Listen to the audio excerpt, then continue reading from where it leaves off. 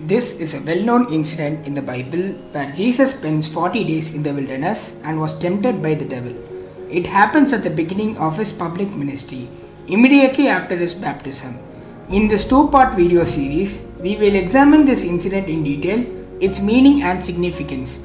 In this video, we will try to understand the part where Jesus goes to the wilderness.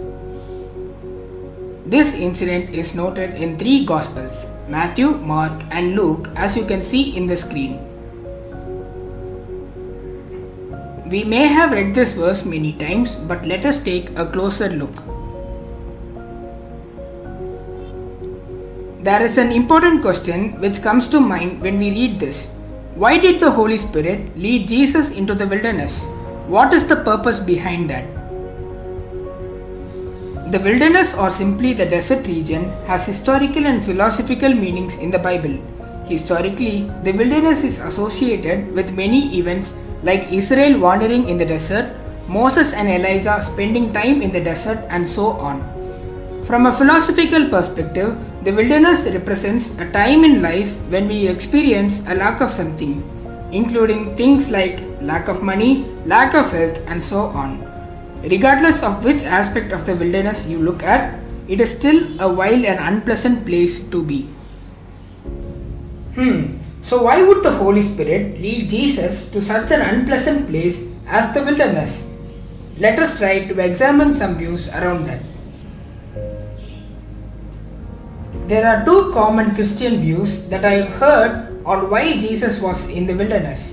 The first view compares Jesus with the people of Israel in a physical and historical wilderness setting. For example, you may have heard statements like, just like the children of Israel wandered in the desert for 40 years, Jesus also spent 40 days in the wilderness. Or, just like Moses and Elijah, who also spent time in the wilderness, Jesus also spent time in the wilderness, and so on. The second Christian view on this incident takes a philosophical approach, like comparing with the trials that we face in life, like sickness, financial stress, etc., and comparing that with Jesus. Both these views make a lot of sense, but from my perspective, it does not fully explain why the Holy Spirit led Jesus there. If you read the Gospel of Mark, the word used is drove, which is sounding similar to driving cattle or something like that. Matthew and Luke use the more gentle word led instead of drove. So what was the need for the Holy Spirit to drive Jesus into the wilderness? Let us try to dig deep into the Bible to see if we can find some clues to this. As the only begotten Son of God, Jesus was to be an atonement for the sins of the world. Since Jesus became the atonement for sins, only through him mankind can be saved and get reconciled with God. Now, how is this even related to the wilderness? Let us find out. In Leviticus chapter 16, we read about the Day of Atonement, a day in which the sins of the people of Israel will be forgiven by God. This day is also called as Yom Kippur and is celebrated every year in Israel today. When we examine closely on what Leviticus tells us, we find something very interesting. There are actually two sheep that are involved in this process. Yes, you heard that correctly. There are two perfect and blemishless sheep that are required for the atonement of sins. Let's examine this. In Leviticus chapter 16, verses 7 to 10, the process of atonement is described as you can see on the screen. First, two sheep are selected. Both are without blemish and are perfect in all aspects. A lot is cast between these two sheep. One of the sheep is selected for the Lord and the other one is sent to the wilderness for Azazel. Wait, who is Azazel? According to Jewish sources, Azazel is a devil who along with Lucifer was responsible for leading mankind astray. We can think of Azazel as Lucifer's assistant. In many English translations, the word Azazel is translated as scapegoat. But the correct Hebrew word used here is Azazel or a devil. For example, in most versions you will read verse 8 as, "Then Aaron shall cast lots for the two goats, one lot for the Lord and the other lot for the scapegoat."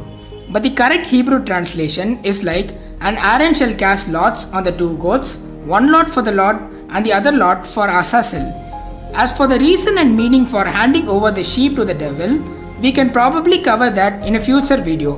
But for now, it is enough to understand that as a part of the atonement process, as laid out in Leviticus, one of the sheep taken by a priest to the wilderness is to be handed over to the devil. The other sheep is then sacrificed in the temple. Now, everything begins to make sense here. If we put these together, then you may probably get some clues on why the Holy Spirit drove Jesus into the wilderness. The Holy Spirit was playing the role of the priest, leading or driving the Lamb of God into the wilderness to be handed over to the devil. This is the perfect fulfillment of the scriptures and the requirement for Yom Kippur or the Day of Atonement. The second step of the atonement process was the physical death or sacrifice of the Lamb of God that we all know happened at the cross 3 years later in history. Only Jesus, as the Son of God, can fulfill the purity and holiness standard required of the Lamb of God. Now, for atonement, you need 2 lambs that are perfect. So Jesus had to play both the roles, the one going into the wilderness to be handed over to the devil and the other one to be sacrificed in Jerusalem. Do you get the significance of this? Jesus is twice the Lamb of God. I am thinking that the Holy Spirit allowed Mark to use the word drove here to symbolize an animal as a clue when he was writing the Gospel. In many of the videos in this channel, you will have noticed that we search for Jesus in the Old Testament. We find that references to Jesus is almost everywhere as we have seen in this video. The Old Testament directly points to Jesus as the Lord God and Messiah.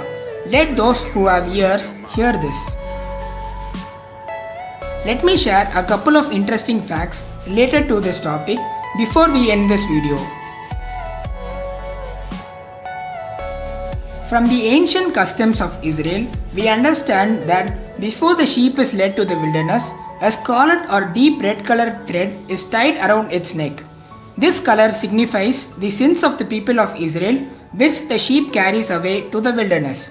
In Isaiah chapter 1, 18th verse, we see this being referred to when Jesus says the sin which were in scarlet in color will be turned to white color. According to Jewish historical sources, the thread always turned white in color, meaning that their sins were forgiven. Secular historians try to give explanation to this, like for example, the hot sun bleached the red color, so the thread turned white. We know it's forgiveness, but we will choose to ignore their statements.